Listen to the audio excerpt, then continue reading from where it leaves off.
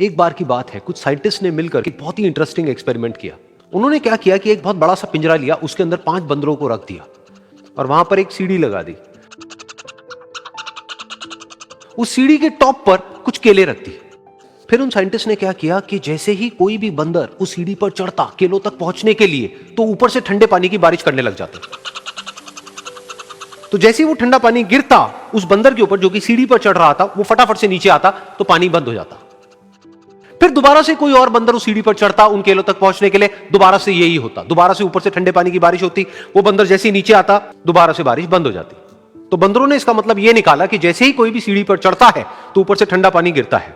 फिर उसके बाद में जैसे ही कोई भी बंदर उस सीढ़ी पर चढ़ने की कोशिश भी करता तो बाकी के बंदर सब इकट्ठे होकर के उसको पकड़ते, उसको मारते, उसको पीटते और उसको नीचे गिरा देते। फिर दोबारा कोई कोशिश करता, दोबारा उसके साथ भी ऐसा ही होता। फिर उन साइंटिस्ट ने क्या किया कि उन 5 बंदरों में से एक बंदर को उस पिंजरे में से निकाला और उसकी जगह एक नए बंदर को उस पिंजरे के अंदर डाल दिया।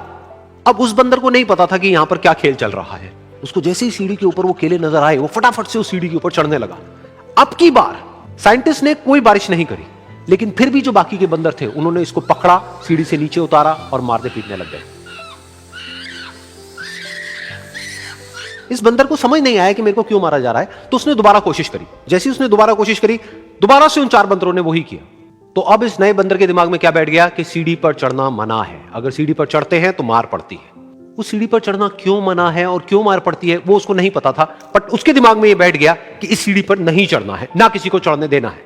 फिर दोबारा से उन साइंटिस्ट ने क्या किया कि जो पुराने 4 बंदर थे उसमें से एक बंदर को निकाला और एक नए बंदर को उसी जगह पर डाल दिया। अब इस नए बंदर ने भी वही किया जो इससे पहले वाले ने किया था, यानी कि वो भागता हुआ गया, उस सीढ़ी के ऊपर चढ़ने की कोशिश करी, उन केलों तक पहुंचने की कोशिश करी। बाकी 4 इकट्ठे हो गए और उन्होंने उसको मारा पीटा, सीढ़ी से नीचे गिरा दिया। उसको कुछ समझ नहीं आया, उसने दोबारा कोशिश करी, दोबारा उसके साथ यही हुआ। और अब इस बंदर के दिमाग में भी यही बैठ गया कि सीढ़ी पर चढ़ना मना है और सीढ़ी पर चढ़ने से मार पड़ती है।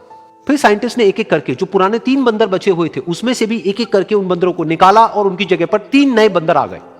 अब ये 5 बंदर नए थे और किसी को भी ये नहीं पता था कि उस सीढ़ी पर चढ़ना मना क्यों है, लेकिन उन सबके दिमाग में बैठा हुआ था कि सीढ़ी पर चढ़ने से मार पड़ती है। तो कोई भी कोशिश नहीं कर रहा था, जबकि अब कोई ठंडे पानी की बारिश भी नहीं हो रही थी। वो चाहते तो आराम से उस सीढ़ी पर चढ़ते, केले तोड़ते और आपस में बांट करके खा लेते। बिल्कुल ऐसा ही हम लोगों के साथ भी होता है, यानी कि इंसानों के साथ भी होता है। हजारों साल पहले कोई प्रथा बनी होती है, कोई रीति रिवाज होता है जिसके पीछे कोई ना कोई वजह होती है, लेकिन वो वजह खत्म होने के बाद भी वो प्रथा चलती रहती है, वो रीति रिवाज चलते ही रहते हैं। किसी में इतनी हिम्मत नहीं होती है ये पूछने की कि हम क्या कर रहे हैं, क्यों कर रहे हैं, बस सबको ये पता होता है कि ऐसा ही होता है।